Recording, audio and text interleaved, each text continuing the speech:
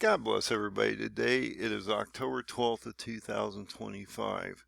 In the last couple of weeks in my research, I found that possibly we have a pattern forming, and I'm big into patterns. So when I see these things, I try to bring them to your attention, let you know what possibly could happen.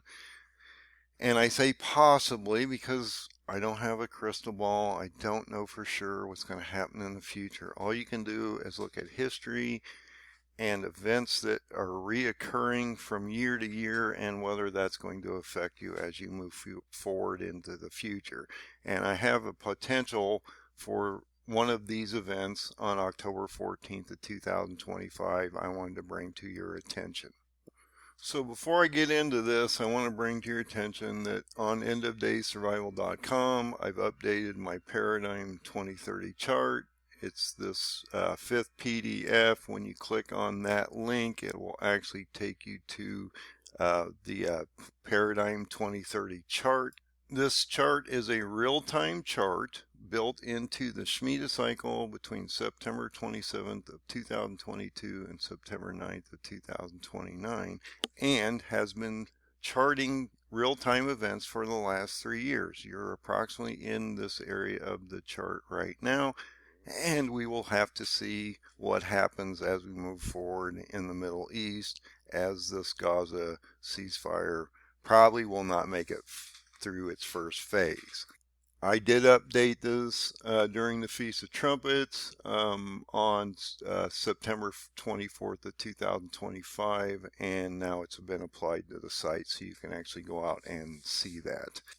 One of the main reasons I chart things is because there is no way you can remember this volume of information, and so it's easier to write it down, put it on a chart, go back, look at it, and you don't always have to remember everything. But it also reinforces you over time because you see these dates constantly, and so they reflect in my teachings and things like that, so that I can see these patterns.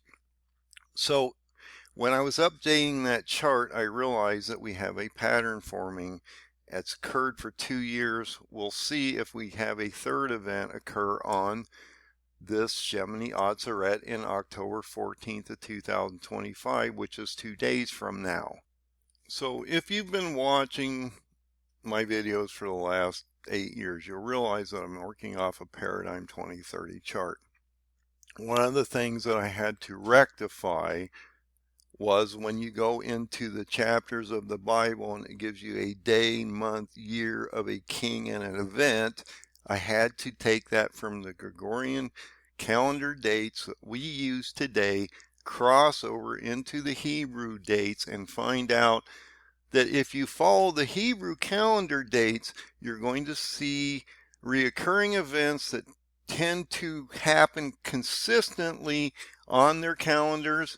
And it gives you a completely different optic, because when you're in Gregorian calendars, you're not on God's calendar dates and never really in sync with Jesus or God, because we're doing Passover when really he was crucified on 14 Nisan. So just to give you an example, when the Christians do the death of Christ on Passover, it doesn't really line up with what the biblical accounts are, where he dies on 14 Nisan. It actually, we celebrate it on days that aren't on 14 Nisan on the Jewish calendar. And so I just think we're always off a little. We're never quite synced when we use the Gregorian calendars.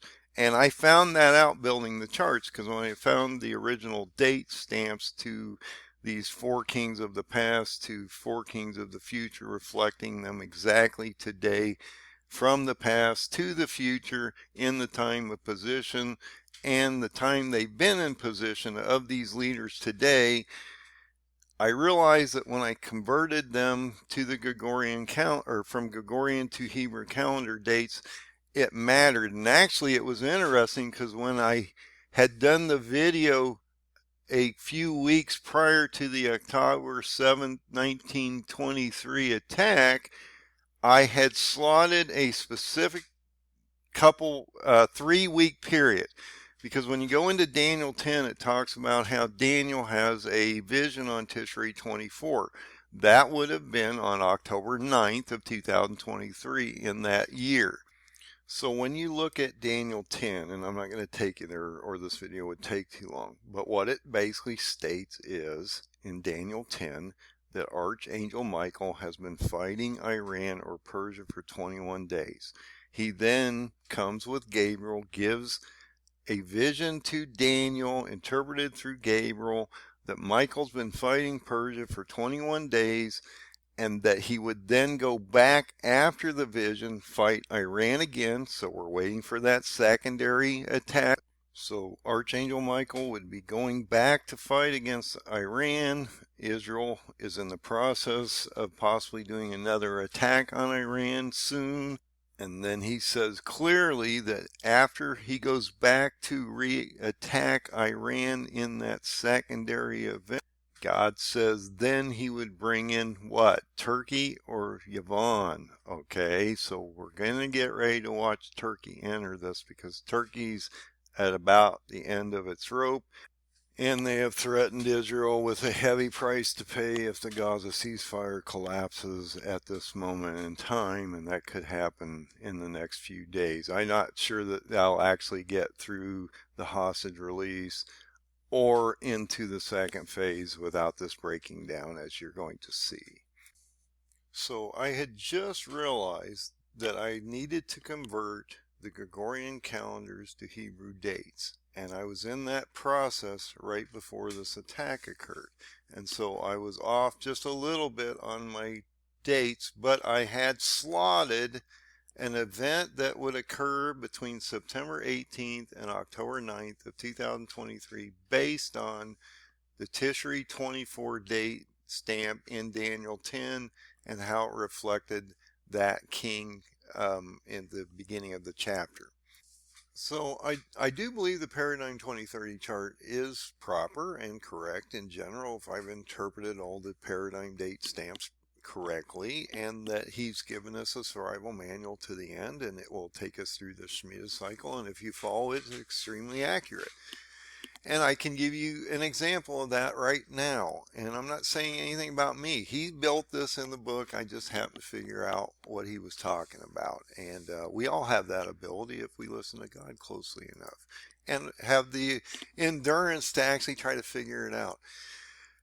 So on September 21st of 2023, I made an indication that if you go and actually look at the video, that I had indicated that between the dates of September 18th of 2023 and October 9th of 2023, we possibly would see something happen because he had this vision on Tishrei 24, which lined up with the old king of this year today. And so Tishrei 24 was October 9th. Because I was still working through and doing the conversion from Gregorian to Hebrew calendars, and I hadn't quite understood how that worked yet, I had indicated between September 18th and October 9th we would see something happen. Possibly an attack by Israel on Iran, or an invasion by Turkey, or something. I didn't know. I mean, how would I know what's going to happen? And then what happened on October 7th? Remember, I did the video on September 21st. We saw the Hamas attack, and it affected Israel. So I was speculating that something was going to happen. Later, I updated this video. So I did this update video on August 26th because I wanted to show you that I believe the Paradigm 2030 chart is extremely accurate. And like I say, he's built this into the Bible. I think he's showing us what's coming in a lot of cases. Now, we're interpreting a lot of things, but we're hoping to do a good job at that and get you to a position of understanding.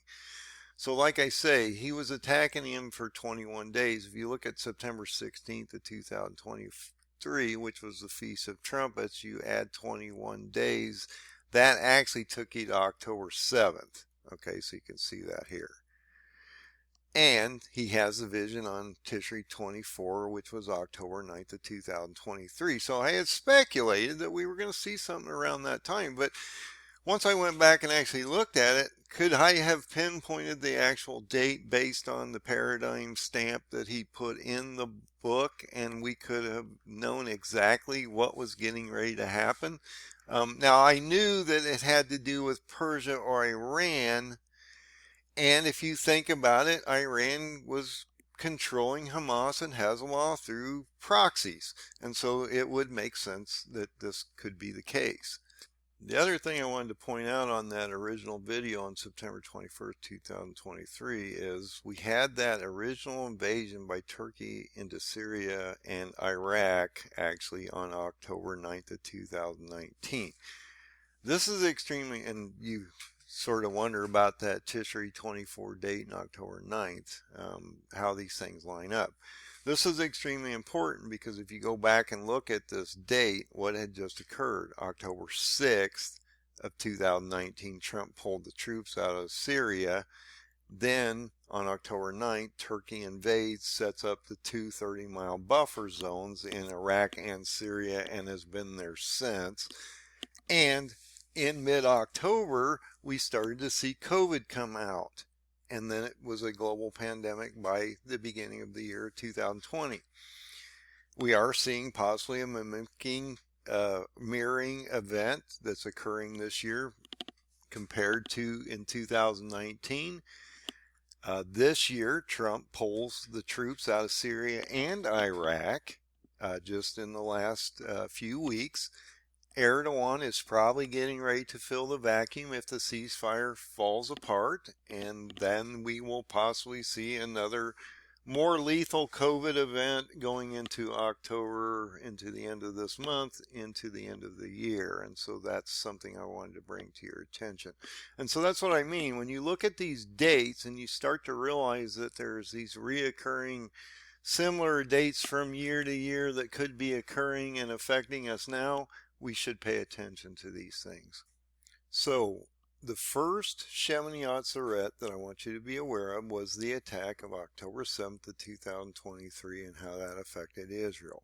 Then, a year later, now realize that Shemini Atzeret does not fall on the same Gregorian calendar date every year, and that is part of the problem, is we don't realize that following the Gregorian calendar date actually completely disconnects us from God's calendar, and we can't see the reoccurring events because they never fall on similar dates of Shemini Atzeret every year. So that's why I use the Jewish Hebrew calendars in this effect so that you guys can see these mirroring effects as we're moving forward. So the first effect was October 7th, 2023. We had this attack by Hamas on Israel on October 7th, 2023 on Shemini Atzeret. Then, as we move forward a year, see the date is different. Okay, we're going to see something interesting here because Shemini Atzeret in 24 actually happens on October 25th of 2024, not October 7th, okay, in the year prior. So look at this. On October 1st of 2024, Iran and Hezbollah carry out a massive missile attack on Israel, expanding the Middle East conflict. Israel cannot attack Iran at this moment in time because they are moving into their high holy days, and so they don't want to start a campaign against Iran as they're going into the Feast of Trumpets. I had to adjust this line. I didn't realize I had the past Feast of Trumpets on here. So when you go into October 1st, Iran, Hezbollah did this attack on Israel, expanding the Middle East conflict. Then we go into actually the eve of October 2nd, going into the 3rd and 4th into the Feast of Trumpets. So at that moment in time, they're in their high holy days, they can't attack. I had indicated in a video a couple days before this attack on the 25th of October when Israel actually retaliated against Iran that we would possibly see an attack on Shemini Atzeret due to this. So Israel got attacked on October 1st, and then nothing happened. And everybody was, uh, complaining, freaking out. Why is Israel not attacking Iran? When are they going to attack? Why are they not attacking? It's been weeks. And I did a video on October 22nd of 2024, and I said, look, they can't attack because they're in their high holy days, and they will probably attack right after they complete on Shemini Atzeret or Sukkot. And that's exactly what happened. They attacked on October 25th, 24th, on the eve of the 24th going into 25th. So by following the Jewish Hebrew calendars, understanding their high holy days, I understood that they could not attack Iran until we came out of this high holy day and we hit Shemini Atzeret, which is the 8th day. If you do that on the biblical calendar of the 6-day creation, Adam was born. There was 4,000 years between Adam to Jesus. Jesus was crucified, died. 2,000 years later will be resurrected. The 7th day is the millennial, and then you go to the 8th day, which would be Shemini Atzeret. And on Shemini Atzeret, as I had predicted, because it's easy to understand once you get into the Jewish calendars, you see things in a totally different optic. I knew that we would see an attack on Iran from Israel, and that was launched on October 25th of 2024. We saw strikes targeted missile and drone manufacturing site and air-based defense systems in response to Iran's missile attack on Israel earlier that month. And then actually right after that, you saw what? The United States go over and do Midnight Hammer, and we partially knocked out the nuclear facilities. So the question I've been trying to come across is, we have another Shemini Atzeret on October 14th, 2025, and look at what is going on right now. We're going to go over some of the effects. I'm going to use a macro vision of this. We're not going granular because it would take forever to go through that process. So I'm going to throw a bunch of scenarios out here, or things that I think we should be watching and how that might affect us as we may move through the next couple days. So we're going to look at this text file. I'm not going to go too deep into these things. We are looking at macro here, and a lot could happen in the next couple days. So one thing that could happen and we're talking about the Gaza ceasefire deal and how it could collapse for a number of reasons in the next few days in phase 1, possibly into phase 2. Phase 1 is basically a pullback of Israel to a certain demarcation line, and the giving back of all the hostages, dead and alive, and a potential ceasefire which will last through this process, going into the 20-point plan of Trump, which could potentially take months or years to totally implement, and there's not a lot of details in that plan, and so this is a logistical nightmare that has to be addressed over time. The things that I'm looking at is, will Hamas give up all the hostages, or will they even disarm? And how will all this work, and how will that affect Israel and the United States as we move forward?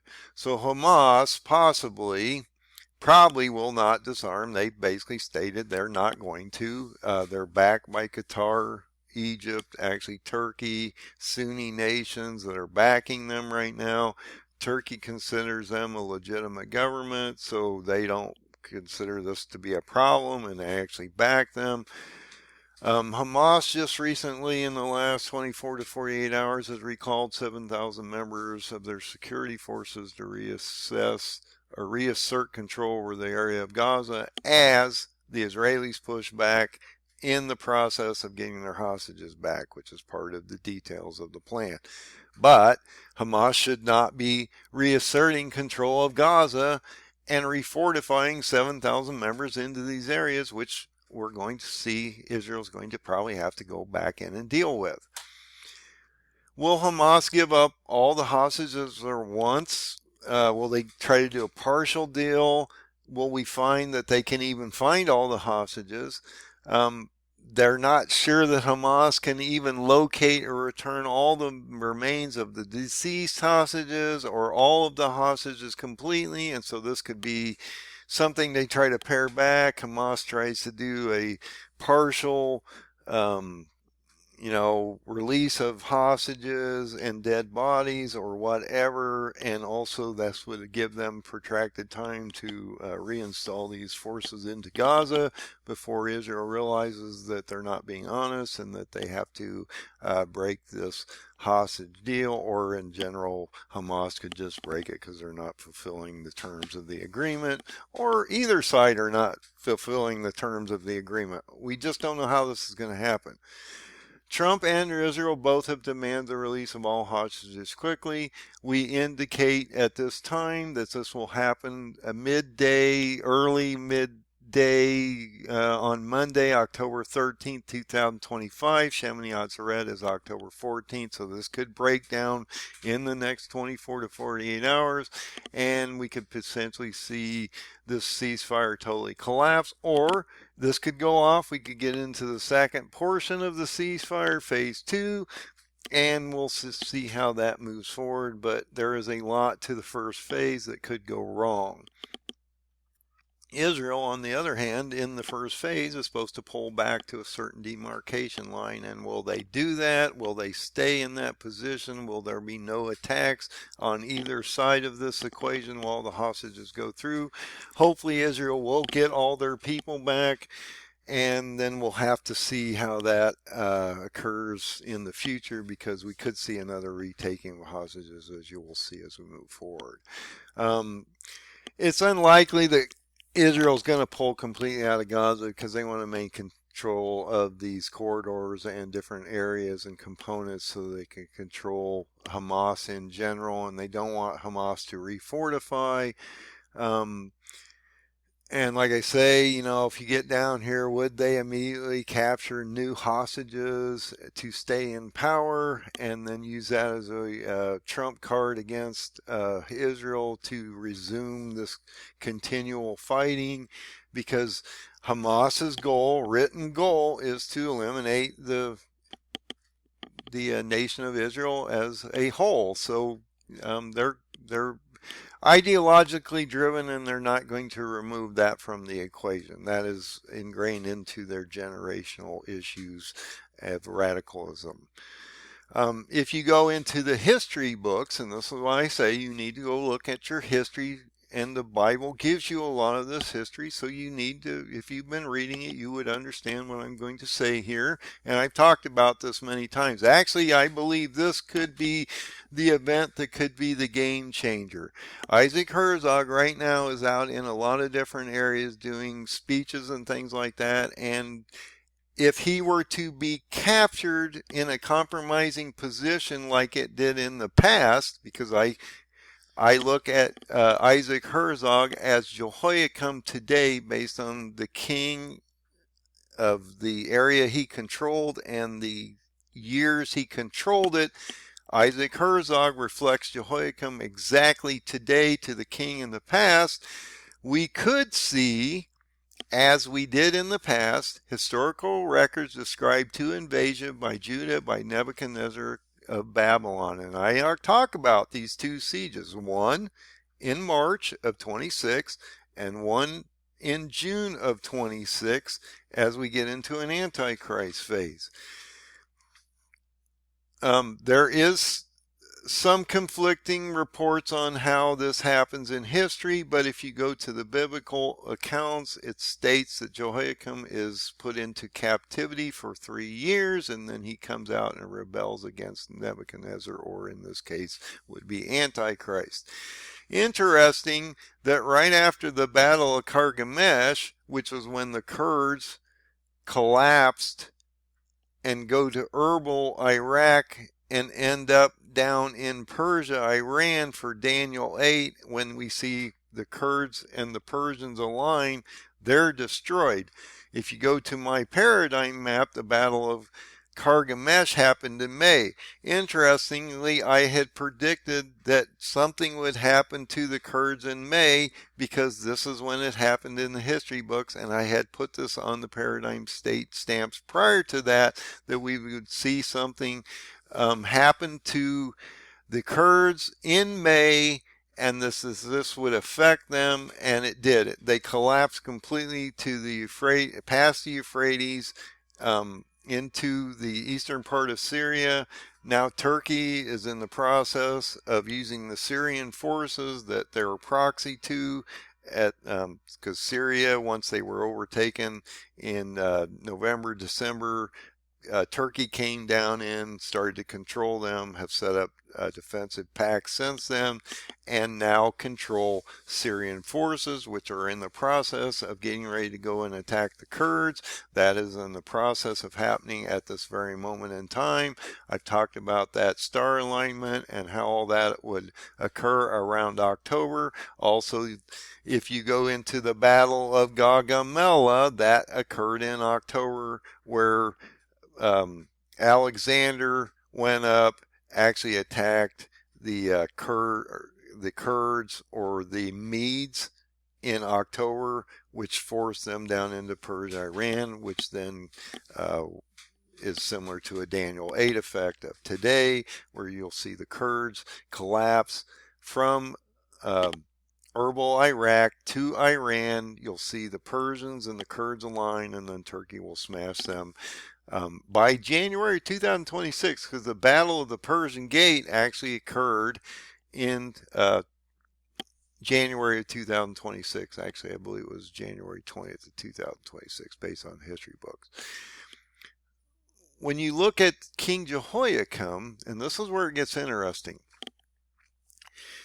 King Jehoiakim surrendered himself to the Babylonians because he did not want them to attack Israel, which allowed Nebuchadnezzar to move through Israel down into Gaza to attack the Egyptians at the Battle of Gaza, which happened in October. You're in October right now and look at Gaza, okay? I'm just saying. Turkey's getting ready to come into this conflict.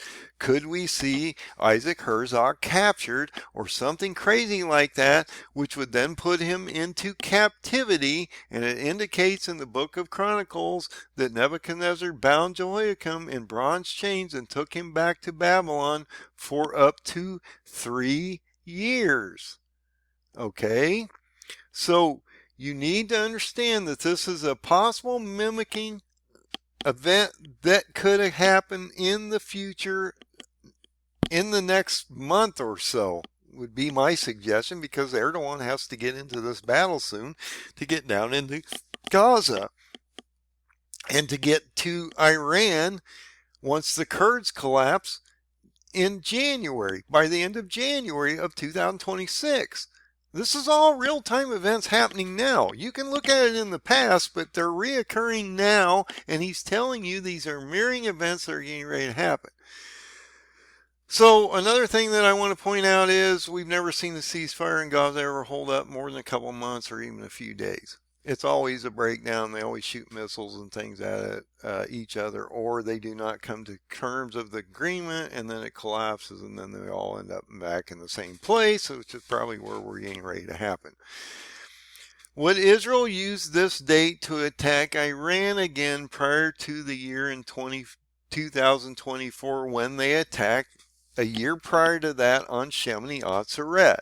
There is a high probability that Israel could attack Iran again, giving them deeply hostile relationships between the two nations. We had that short war of the United States where actually Israel attacked. We came in, attacked after them. It was a 12-day war based on Trump. That happened in June of 2025. And so the question, if you look at Daniel, is Michael had attacked prior to October 7th. Then he was going back to re-attack. Was that this attack before Turkey comes in now? Or will we see another attack on Shemini Atzeret because Israel's only going to get one more chance to attack Iran as they're trying to rebuild and refortify their nuclear programs and things like that. And I believe Iran would do this because they have the opportunity now and they're already under massive condemnation by the world. So what would it matter if they go in and hit Iran another time? If the Gaza ceasefires fail, then would Israel be green lighted by Trump? As he stated, I'm going to green light you to go in and basically take them out. Just get rid of them, make it quick, go in there fast, get it done, eliminate this threat. I'm going to tell you right now, I've watched these wars in the Middle East forever. No one has ever eliminated these threats. The Russians went bankrupt trying to get the Afghanis out. Look at what's happened in Gaza for 2 years. That's never completed. It's never been able to complete, and they're actually, Hamas is probably just about as strong as they ever were. The other thing that we need to worry about is Erdogan stated on October 10th that if the recent Gaza ceasefire were to fail, Israel would face a heavy price because guess what? They're probably going to invade. This is the last chance. Trump's thrown the house at this thing, not just the kitchen sink. He's thrown everything at this. He's brought every faction in this room.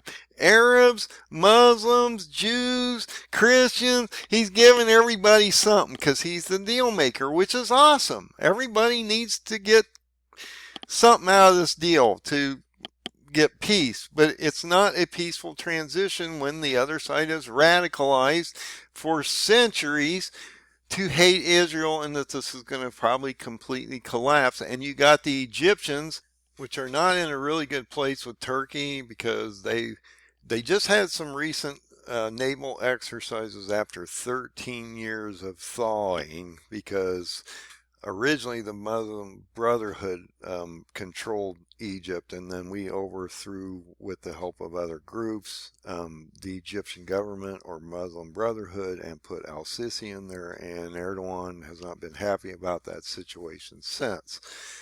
If the ceasefire in Egypt, Turkey, and Qatar fails, this is a real problem because they will then go to isolation of Israel and the U.S.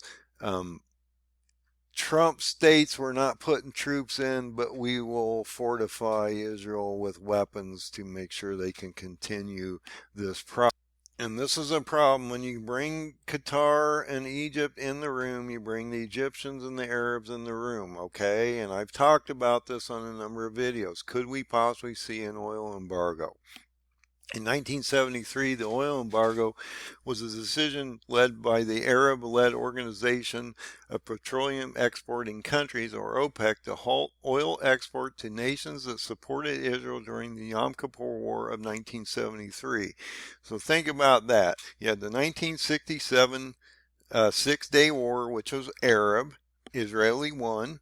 They tried again in 1973 Yom Kippur War to retake all those lands back by the Arabs. That failed. And then what happened? They embargoed us on an oil level and would not import oil to us. Now, that dynamic may look a little different today, but we don't have the refinery capacity regardless of whether we could get the oil or not. And I believe we're somewhat self-sufficient in the amount of oil we're producing. We just don't have the refinery capacity to deal with it because of all the blends of things that we need. And so you would run into a deficit. This action quadrupled the oil price per barrel. The barrel of Brent right now is around $65. So if you quadrupled that, you would push yourself to about $240 to $260 on the oil, causing fuel shortages. Remember the 1973 gas lines? I do. I was there. I was young. Wasn't driving at the time, but I still remember it, and it has massive impact on this economy. So the Yom Kippur War happened, interestingly, on October 6th, going into October 7th, 50 years prior to the 2023 attack, Jubilee. when Egypt and Syria launched the surprise attack on Israel during this October 6th, 1973 attack, and then 50 years later you had the October 7th, 2023 attack. This tremendously affected us and the Arabs. When OPEC announced on October 17, 2023, they would cut all production and cease exports to U.S. and allies of Israel. And this would affect us tremendously today because, like I say, we have the oil, but we don't have the refining capacity. Arab oil producing countries have become frustrated by declining revenues due to the devaluation of the US dollar, which is still happening today. It's worth nothing in which oil prices are set. You also can look at BRICS today because half the world is moving to another regional or global type of system, or they're trying to at least, even though the dollar is the fiat currency of the world. People are moving away from this dollar trade to other regional currencies or other things like crypto. They also sought to regain control over their own reserves from Western oil companies, which are probably intermingled tremendously today also. Increased demand. We have a much higher demand than we had in 1973 due to our industrialization, and so this could be even a much higher probability. I made some indications here at the end, and then I'll end this video, that the U.S. oil refining capacity has declined primarily due to closures of smaller and older facilities driven by challenging economic outlook for gasoline and diesel. While some larger plants have expanded, we've seen a serious amount of closures. The capacity fell by about 43,000 barrels a day in 2024 and expected to decline also again in 2025, a trend exacerbated by recent and upcoming shutdowns in places like California and Houston. Trump's been trying to reopen this, but we have not spent refinery money for 20, 30 years, and so our infrastructure is totally dilapidated and in disrepair. If we go into a oil embargo like in 1973 because the Arabs have isolated us and Israel, I don't care. You can pump, baby pump. And I love Trump as a president. He's a great president, and he's trying to bring us back to God in a lot of ways. Yes, every president has their flaws. He can pump baby all day long, but without the oil refinery capacity to turn it into the blends that we need, the economy would go into massive stagflation. I've talked about how in many videos for a number of months, probably in the last year, that we were going to go into massive stagflation in the fourth quarter because all this was going to break down due to the Paradigm 2030 chart telling us this was going to happen because it's in this Shemitah cycle. A couple other points I want to bring to your attention is that on October 10th of 2025, while all this other stuff's going on, Trump decides he's going to put 100% tariffs on Chinese imports. That sent the markets tumbling. The Dow dropped like 887 points. And I keep saying, if you've been watching metals, gold is over 4,000 right now. Silver is up around $47 to $50 an ounce. That is fear in the markets. People are moving to safe havens, and they're going to start selling off equities. As you're also going to see a bond collapse. I've been talking about the bond collapse for some time. You're going to see a steepening of the inversion, or not the inversion, but the gapping between the 2 and the 10, because the banks borrow at the 2, loan at the 10. The 2 will anchor at a fairly low consistent rate between probably 3 and 4 or something like that, as you watch your 10 move up to 7 or 8, which would then move all of your loans, credit cards, cars, houses, commercial, and things like that all would go to double digits on interest. And that then would put you back in like the 1980s, where we had home loans at, astronomical levels of like 12 to 18%. This sell-off could continue as we move forward into this destruction of this Gaza ceasefire, because if this totally collapses and the markets get a whiff of this and the Arabs are starting to think about embargoing us, there would be a massive sell-off of the equities on the markets, and you would see a potential correction. Look, the markets have been parabolic for a number of years now without a very large retraction. Okay. When you go parabolic like this and you finally do have a retraction or retracement of the markets in this capacity, it's usually a 50 to 70% reduction in the market cap of that value of that market. Okay, so if you're at 45,000 and you cut 50 to 70% off of it, you tell me where that ends up in the market. And this will be a sell-off of everything, because when you go into market crashes, nothing holds up to begin with. Gold, metals, all this will collapse over time. They'll go up first and then they'll collapse because everybody's selling everything to cover shorts and leverage. Then you'll have the drop of the markets and the equities and all that, which will end up with a fire sale, which is what Warren Buffett's waiting on. And then you'll see everything increase, which is why these guys get rich, because they're buying at the bottom because they know the crash is getting ready to happen. So you can see that in this one day, we had an estimated $2 trillion wiped off the market cap. That's a lot, guys, and this is just getting started.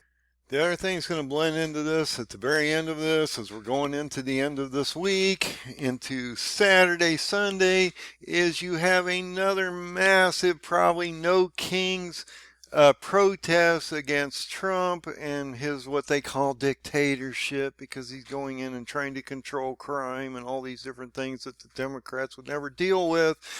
So he's a dictator because he's actually having to go up and clean up these messes. We have this No Kings protest on October 18th, right after this ceasefire. I'm telling you, the world, the country could erupt, especially with the Palestinian angle in this room, okay? Because all these guys in the No King groups support the Palestinian movement. And if you have a total breakdown of the ceasefire, this could be a horrendous Saturday going into the end of this month. So I want to bring all these different things to your attention, because I truly believe, based on where we are, we could be in a real interesting set of events, possibly a perfect storm or nightmare as we move into the end of October. I've been talking about this for, it's got to be over a year now, that when we get to this point of October of this year, we would see a total breakdown, collapse in the fourth quarter of this year, because you're going into a beast system in March of 2026 based on the Paradigm 2030 chart. And look, I don't listen to all the white noise or anything out here. I use the chart, because God built the chart, and I believe in the chart because it's in the book of the Bible and it gives us the truth, instead of all this white noise and congestion and narrative and commentary of these people that have no idea what's really going on, because they can't see what God's thrown in front of them, because they don't know how to look at the Bible and apply it to the Jewish calendars and see these mirroring events that are constantly happening to us. So get ready, guys, because this is where I told you we would be at this time. You need to get your oil in your lamp. You need to get right with the most important thing that I can tell you. Get right with Jesus. Realize he's the Son of God. Proclaim that you believe in the Son of God, which is Jesus. Repent. Get your skeletons out of your closet. Put oil in your lamp, not only spiritually, mentally, but physically, because you're going to go through the next almost 4 years. Look, when you hit the Feast of Trumpets of 2025 here, September 23rd, 24th, you hit the third year end going into the 4th year of the 7-year Shemitah cycle. You've got just about 4 years left to get to what I consider the removal of the believers of Jesus or the Son of God, which is considered the rapture. If you look at the Feast of Trumpets of 2029, that would be on September 10th of 2029. If you go to today, right as of now, on October 12th of 2025, you have 1,430 days to deal with this to what we call the rapture on September 10th of 2029. And that's a long time when there is madness on the ground and you have not been pre-raptured, which I am not a follower of pre-rapture. You're pre-wrath, bull's rapture, after the 7th trumpet, last trumpet. Come on, guys. How hard is that one to understand? Last trumpet rapture.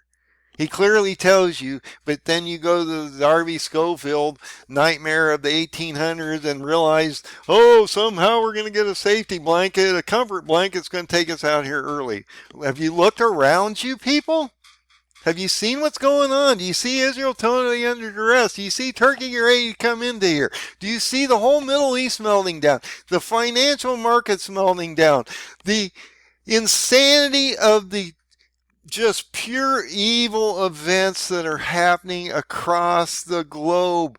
The destruction of the planet itself. The earthquakes, the volcanoes, the forest fires that are going to feed up into the atmosphere and blot out the sun so we can't have plants growing, and animals are going to die, and people are going to have food shortages, and all the things that are getting ready to impact you as you move forward.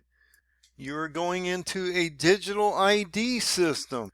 Countries are moving both to the digital and the biometric scanning, so you can't even access your money unless you're into the system, and then they're going to place you all on this card which has all your information from medical, financial, and all these other things, which then will be able to be absorbed into the informational system to direct your mannerisms in how you buy and do all the things that you do throughout your life, and how that can be controlled and manipulated through that informational system. So could something happen 3 years in a row on Shemini Atzeret? There's a high probability, especially with the ceasefire going on, that this could just end up bad. So I just wanted to bring all this to your attention. Get right with the Lord Jesus. Get ready. This one's on. And I told you the 4th quarter would be ugly. God bless. Be safe out there. The world is becoming a very crazy place. Even areas like mine are devolving down to just crime everywhere. You hear stuff constantly around you. I don't go out that much, so I don't necessarily get affected by it that much myself. But the reports coming out just in our area alone are discerning and troubling, actually, that the world has no empathy or sympathy in the world, and that we have this massive breakdown, and people just don't care about anybody but themselves. It's all about them, and God told us that we would end up in this condition. So get right with the Lord Jesus. That's the most important thing I can tell you. Get the oil in your lamp on multiple levels. Get ready for this roller coaster ride, because God's going to play his story out soon.